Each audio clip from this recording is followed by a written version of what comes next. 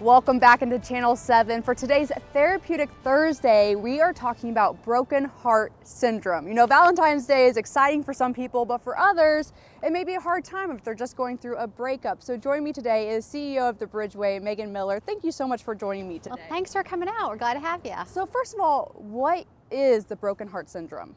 So broken heart syndrome, we sometimes think of as someone who's gone through a breakup and starts to feel some of those symptoms. But there's actually a real thing called broken heart syndrome. It's Takotsubo cardiomyopathy. Now, it's rare and it seems to mimic like those chest pains and shortness of breath of a heart attack, but there's no clogged arteries. It's brought on by that surge of emotion. But I think we can all really kind of relate to that surge of emotion that happens, that change that can occur after a breakup or grief over a loss, or hey, even a vehicle accident can bring that on. And that sometimes disrupts our pattern of thinking, our sleep, and our mood. What are some of those beginning warning signs or symptoms that you may be getting a broken heart? You know, that first thing with that broken heart seems to wreak havoc on our sleep cycle. So a lot of people will say they have insomnia or even hypersomnia, where they are just not able to feel the energy to get out of bed. That chatter in our mind, that self-talk, it can be pretty negative and hard to quiet in those sleepy times. And then once your sleep is changed, it really brings on some anxiety and depression and those other mood changes that you might see in someone who's had that emotional distress.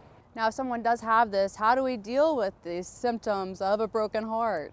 Yeah, you know, there's some simple things. It sounds cliche, but deep breathing can bring back some of that control for us. We don't think about breathing much. Most of us are able just to have that pattern going on, but we can control it. So deep breathing, put your hand down on your belly, take a deep breath in through your nose to make your hand move, and then out through your mouth 3 to 4 times.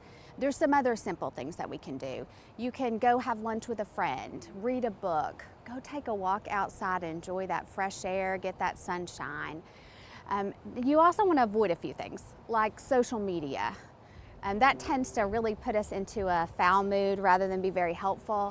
We also want to avoid things like overeating. It's just going to put more pressure on that heart. We want to avoid over-consuming alcohol. That can bring on some depression. But the other one people don't think about is avoiding things like overworking ourselves, becoming that workaholic, filling every single minute of your schedule so that you're very busy. That type of stress actually just puts us further into that heartbreak state. And then when do we need to start seeking outside help for this? Absolutely. If those simple strategies still have you lurking around in that heartbreak mode, then it's time to seek out help. And we do have inpatient, outpatient programs here that might be able to help you. But we think every single person deserves that help, and really we're just here to help you.